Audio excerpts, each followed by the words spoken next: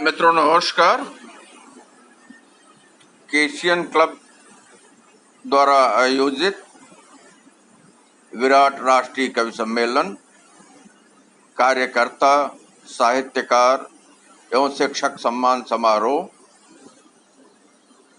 Doctor Umesh Chandra द्वारा लिखित गजल संग्रह माटी की आवाज के लोकार्पण समारोह में केशियन क्लब निर्झरणी की ओर से आपका हार्दिक स्वागत करते हैं, वंदन करते हैं, अभिनंदन करते हैं। डॉक्टर उमेश के शब्दों में ही कहें तो समझाने और रोकने वाले बहुत हैं, समझाने और रोकने वाले बहुत हैं। चलना न हो तो पैरों में छाले बहुत हैं। दुनिया की हर मुश्किलें आसान रहेंगी, तूफानों से जूझते ही इरादे बहुत हैं। केशियन क्लब सतत अपने संकल्प की तरफ अग्रसर है। समय समय पर सामाजिक, साहित्यिक, सांस्कृतिक आदि गतिविधियों में बढ़ चढ़कर हिस्सा लेता है।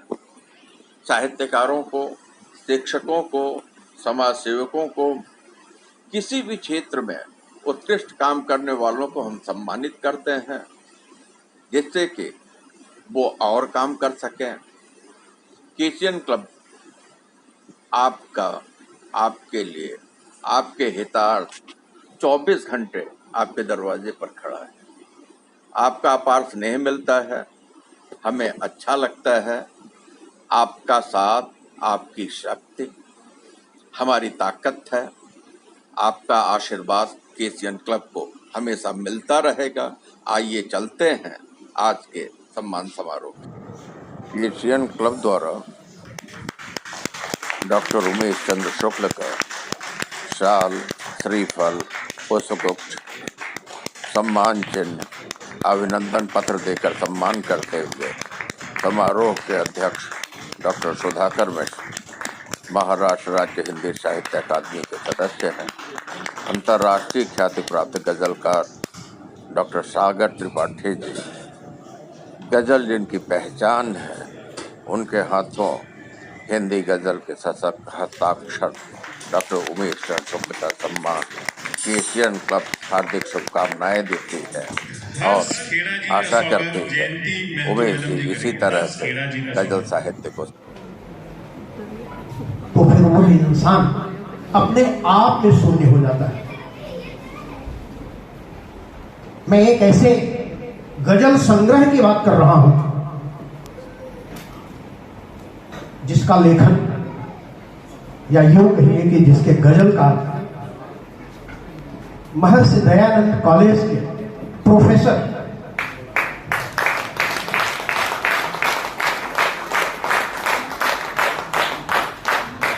जो साहित्य की दुनिया में एक अद्भुत पहचान रखते हैं, जिनकी विनम्रता, जिनकी शालीनता, इसमें से बहुत सारे ऐसे लोग होंगे जिन्होंने उनके संयोजन को, उनके संचालन को, और कभी अगर समय उनके पास रहा होगा तो उनकी गजल सुनने का एक अद्भुत समय होता है। और उनकी गजलें भी ऐसी जो जीवन के हर क्षण को स्पर्श करती हैं। आपको याद होगा, कोरोना अभी कुछ समय हुआ गुजरा है। उस समय आप सोचिए कि माटी ने कैसी आवाज उनको दी थी। शहर छोड़ के लोग गांव चले गए थे। स्मरण है माटी की आवाज। अभी इस मंच से ही आदरणीय हमारे अग्रज डॉक्टर सागर त्रिपाठी जी ने अपनी जो रचनाएं पढ़ी वो माटी की आवाज ही थी। माटी की आवाज कोई माटी नहीं है, कोई मिट्टी नहीं है, मां है, बहन है, पिता है, सारे समाज के रिश्ते, हमारा देश है। ऐसी आवाज जो दे रहा हो उसका नाम डॉक्टर उमेश चंद्र शुक्ल और अब कहूंगा प्रोफेसर उमेश चंद्र शुक्ल। माटी की आवाज मां बाप को ही समर्पित है, माता पिता को ही समर्पित है। मैं उस 4 लाइन को आपके सामने रखता हूं। दुनिया में सबसे ताकतवर इंसान को नमन। यह माटी की आवाज जिन्हें समर्पित की गई, 152 गजलों का यह संग्रह मां बाप को, माता पिता को, उस जन्मदाता को समर्पित किया गया है। उसकी लाइनें मैं आपको पढ़ता हूं। दुनिया में सबसे ताकतवर इंसान को नमन, धरती पर अवतरित प्रत्यक्ष भगवान को नमन, शीत ताप श्राप पाप, शीत ताप श्राप पाप से सदा हमारी रक्षा करते ब्रह्मा विष्णु महेश सरीखे मां बाप को नमन। ब्रह्मा विष्णु महेश सरीखे मां बाप को नमन। दोस्तों, माटी की आवाज आरके पब्लिकेशन से प्रकाशित हुई। 164 पृष्ठों का यह गजल संग्रह, और इसमें आप देखें आगे, इसमें जो भूमिकाएं लिखी हैं, महंत जी ने लिखी है, दुबे जी ने लिखी हैं। और जब वो कहते हैं, एक व्यक्ति गांव से चलकर जब अपने परिवेश में, जिस परिवेश में गांव में रहकर शिक्षा लेता है, जो संस्कार मिलता है, जो संस्कृति मिलती है, जो सभ्यता मिलती है, जो देश सेवा और खुलापन मिलता है, और वह जब अपनी शिक्षा पूरी करता है तो अपनी जीविका की तलाश में शहर की ओर उन्मुख होता है। वह करुण प्रसंग जब वह अपनी मां से अलग होता है, अपने भाई से अलग होता है, अपने परिवार से अलग होता है, अपने गांव से अलग होता है, अपने समाज से अलग होता है। ऐसी अनेक गजलें जिन्हें आदरणीय शुक्ल जी ने बड़े ही सुंदर शब्दों के संचय से मनोभाव को उकेरा है। दरकती धरती सुलगती आते, दरकती धरती सुलगती आते, थके कदमों से निकल आए, थके कदमों से निकल आए, बदकिस्मत हम गांव के सारे नौजवान निकल आए, बदकिस्मत हम गांव से सारे नौजवान निकल आए। ये हमारा गांव सब, अगर मुझे लग रहा है कि कहीं ना कहीं किसी न किसी गांव से जरूर होंगे, और आज गांव की क्या स्थिति है ये सभी लोग जानते हैं। अगर गांव से शहर चले भी आए, शहर में हमें हमारे अनुरूप जिस परिवेश में हम जिए हैं, जिस वातावरण में हम जिए हैं, जिन साधनाओं और चिंतनों को हमने जिया है, वो सब वहां छोड़ करके एक नए परिवेश में, उस परिवेश से हम कितना समझौता कर सके, कितनी ग्लानि अनुभव करते हैं, और कितना दोहरापन महसूस करते हैं। मेरी माटी ऐसी ही आवाजें देती है, अंतर मन से देती है, अंतर आत्मा को देती है। हम कभी सुन पाते हैं, कभी नहीं सुन पाते हैं। गांव के छालों ने हमसे कुछ कहा है, क्या करूं? ध्यान दे, गजल इशारा करती है, अभी आदरणीय त्रिपाठी जी ने यही कहा था। गांव के छालों ने हमसे कुछ कहा है, क्या करूं? खेत खलिहानों ने हमसे कुछ कहा है, क्या करूं? ये प्रश्न स्वयं की अंतरात्मा से न कर पाने की अपने आहत जिजीविषा से, लेकिन फिर भी हार न मानने का संकल्प है।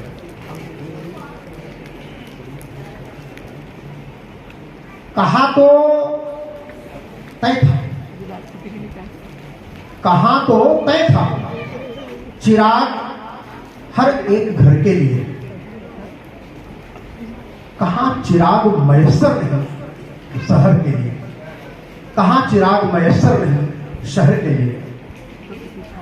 समाज में जो विषमताएं हैं, हम जैसा सोचते हैं, जैसा समझते हैं, शायद वैसा मिलता नहीं है। और नहीं मिलता है, एक साहित्यकार कर क्या सकता है सिवाय इसके कि अपनी कलम से, अपनी भावनाओं की स्याही से उन कोरे पन्नों को रंग दे। वही तो गजलकार है, वही तो साहित्यकार है, वही तो चितेरा है, और वही तो समाज का कुंभकार है, जो समस्त ऐसी व्यवस्थाओं को रचता है। शराफत को तो गिर गिराना है, बद उसूली से अच्छा मर जाना है। अगर एक साहित्यकार यह लिखता है तो कैसा समाज है, समाज में किस तरह की विचारधाराएं पनप रही हैं, इसका बड़ा ही सुंदरतम गजलों के रूप में डॉक्टर उमेश शुक्ल जी ने माटी की आवाज में इसे उकेरा है। दोस्तों, उमेश चंद्र शुक्ल जी, आपने सुना होगा जब नरेंद्र मोदी जी पहली बार 2014 में प्रधानमंत्री हुए तो उनका एक कथन था, ना मैं आंखें झुकाकर बात करता हूं, ना मैं आंखें उठाकर बात करता हूं, मैं जब बात करता हूं बराबरी से बात करता हूं। और माटी की आवाज ऐसी ही विचारधारा पर आधारित गजल संग्रह है।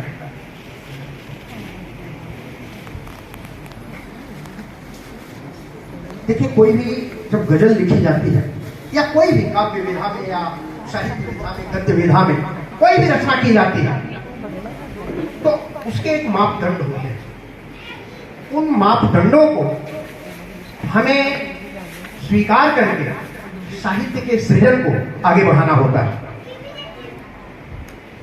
लेकिन गजल एक ऐसी विधा है जो सारे प्रतिबंधों को तोड़ देती है। वो उसकी स्वीकारो समाज के हित में, समाज के न्याय में, लोगों की पीड़ा में, लोगों के सत्यार्थ जीवन में होती है। मैं आज का यह जो आयोजन होने जा रहा है आपके सामने लोकार्पण का, माटी की आवाज, और माटी की आवाज के माध्यम से डॉक्टर उमेश शुक्ल जी ने, अगर कभी आपको किताब मिले तो जरूर पढ़िए। उसे पढ़ेंगे तो आपको यह लगेगा कि सचमुच मुझे मेरी माटी आवाज दे रही है, जो हमारी अंतरात्मा, अंतर्मन, जो हमें स्वीकार करने के लिए विवश करता है।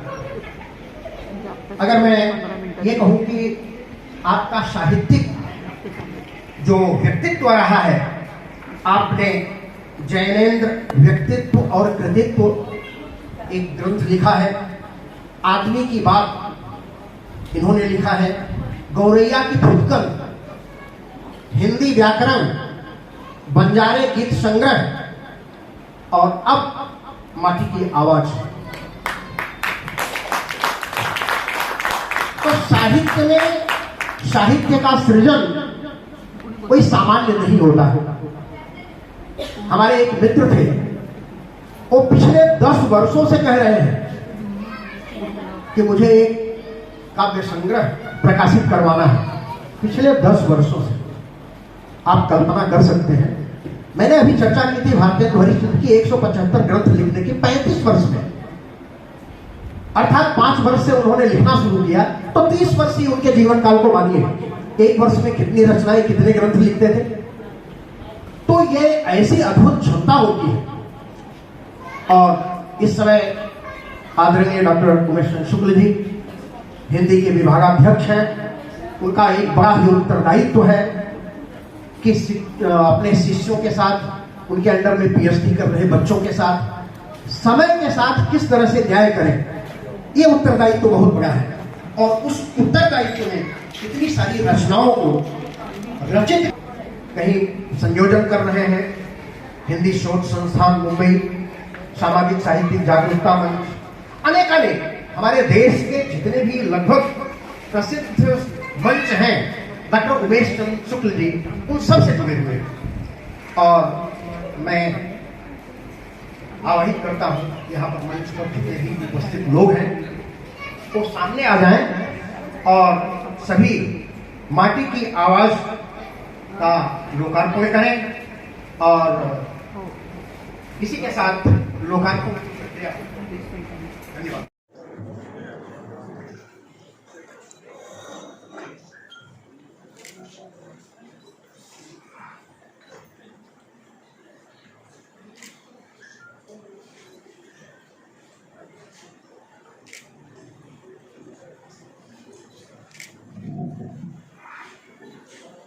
बहुत ही सुंदर वातावरण बना हुआ है। माटी की आवाज आज प्रोफेसर डॉक्टर उमेश चंद्र शुक्ल जी, जिन्होंने अपनी गहन चिंतन से इस पुस्तक का निर्माण किया और आज उसका लोकार्पण एशियन क्लब निर्झरने के मंच पर हो रहा है। मैं डॉक्टर उमेश चंद्र शुक्ल जी से आग्रह करूंगा कि आभार के 2 शब्द आपके। डॉक्टर उमेश चंद्र शुक्ल जी, नहीं ये पुस्तक का आभार, सागर साहब, ये पुस्तक के लिए आभार।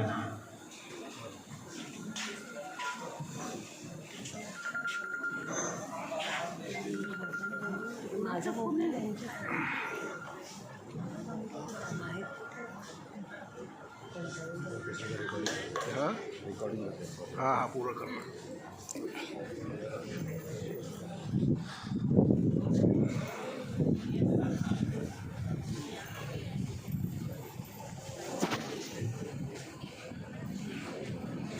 मित्रों नमस्कार।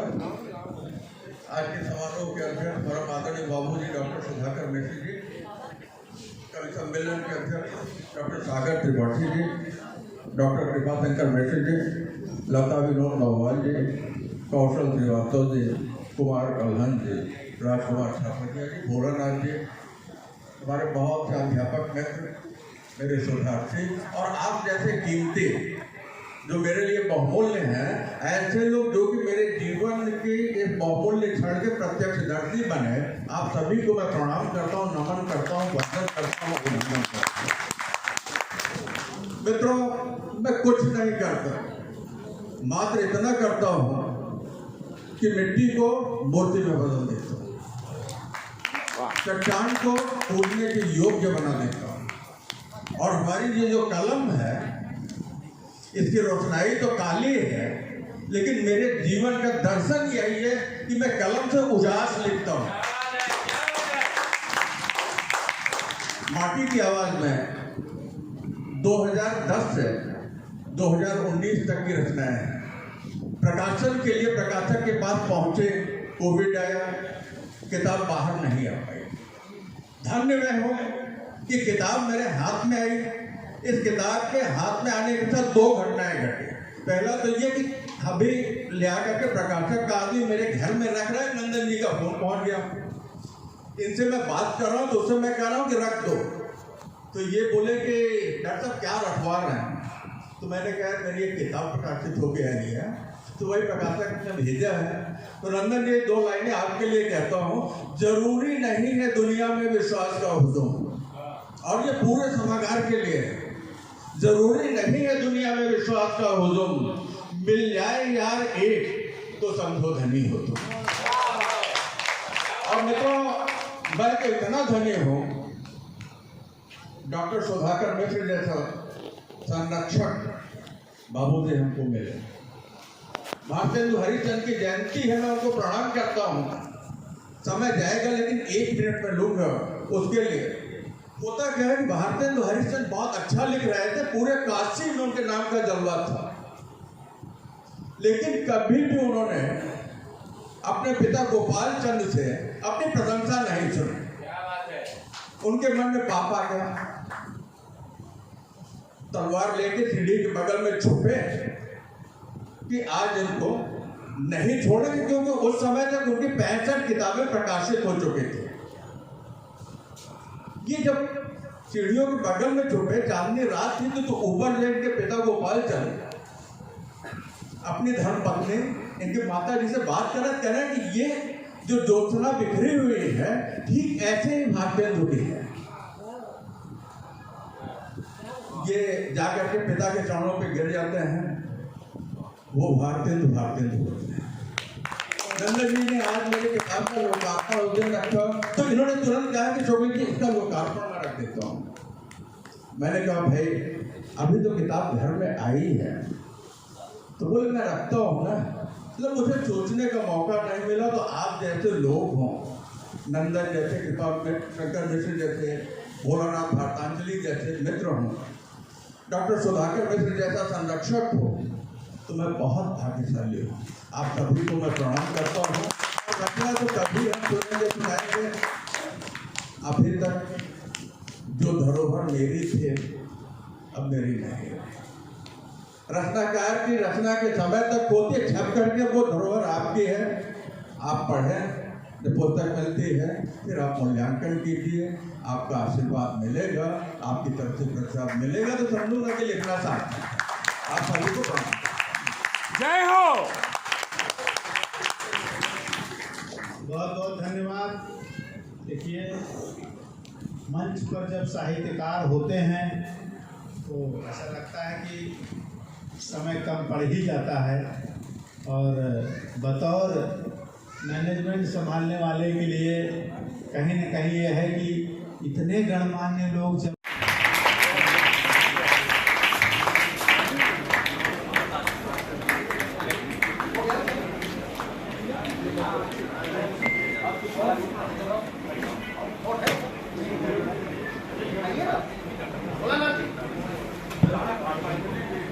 हरीश शर्मा, यमदूत जी, अजय बनारसी जी, सभी लोग आ जाए, सभी आ जाए। सुधीर दांडेकर जी से भी आग्रह है कि मंच पे आ जाए।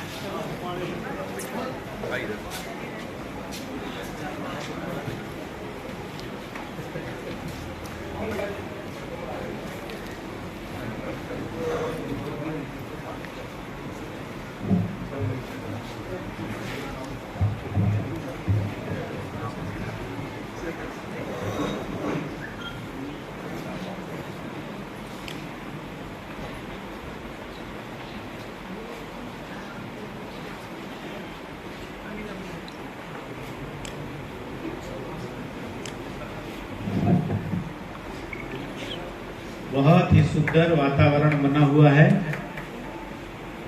माटी की आवाज,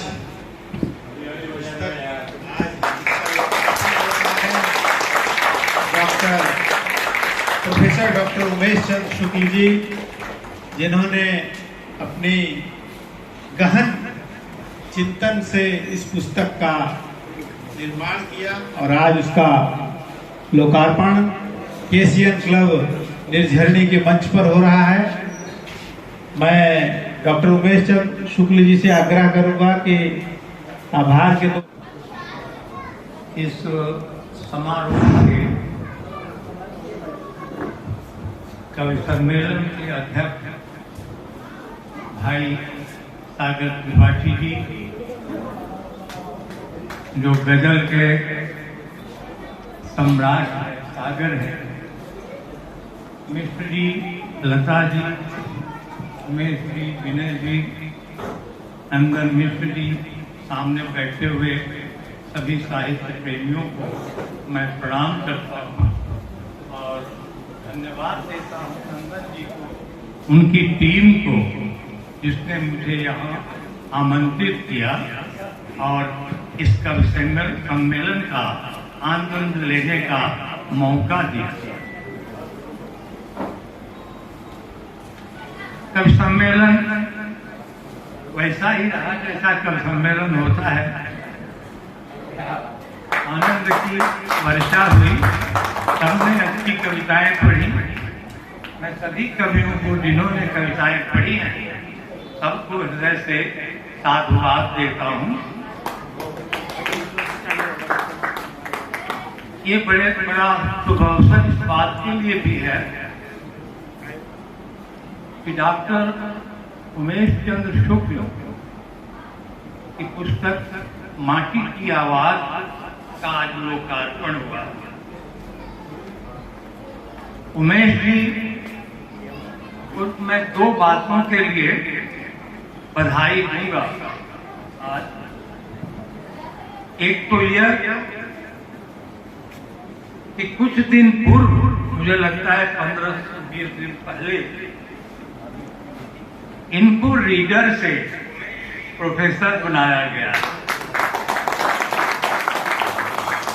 पहले कॉलेज में प्रोफेसर नहीं होते थे, प्रोफेसर सिर्फ विश्वविद्यालय में होता था।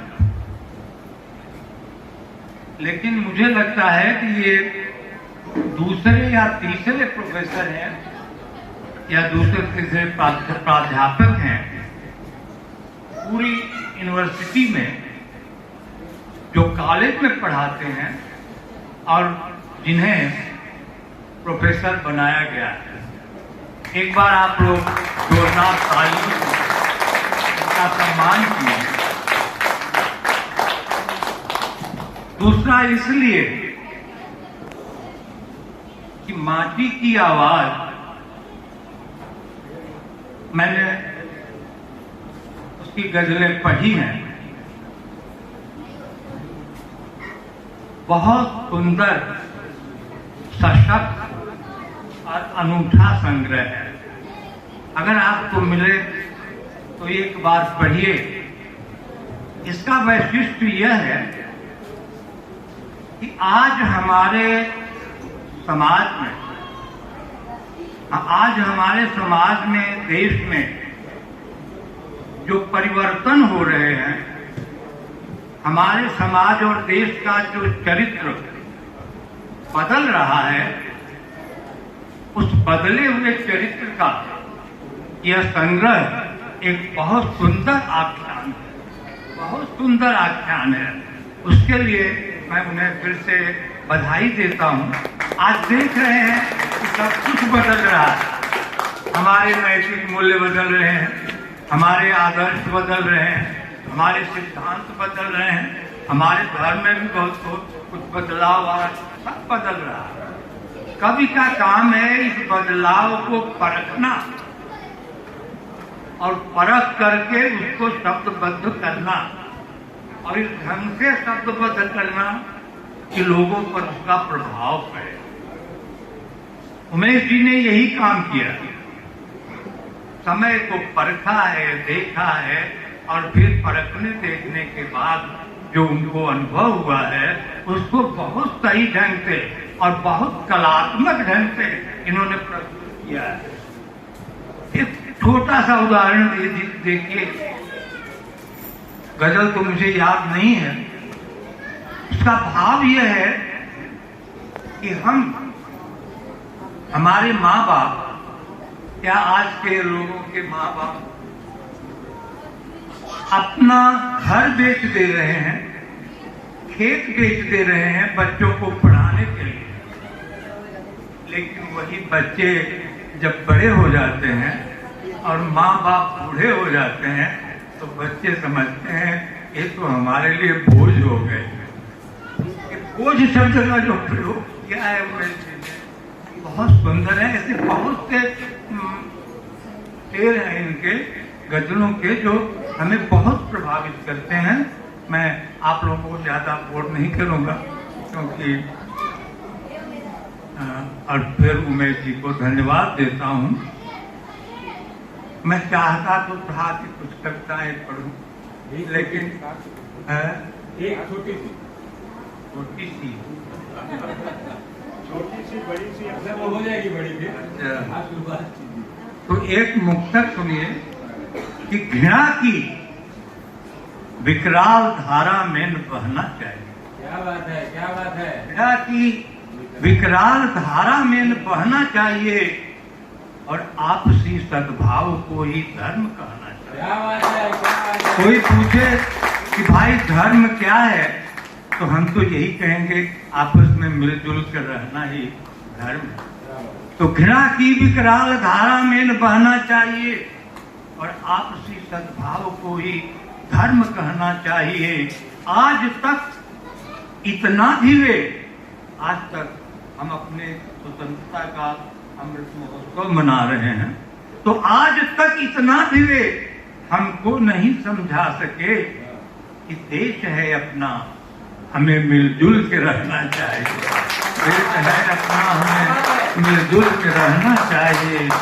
तो मित्रों, मैं भी आया था इसी उद्देश्य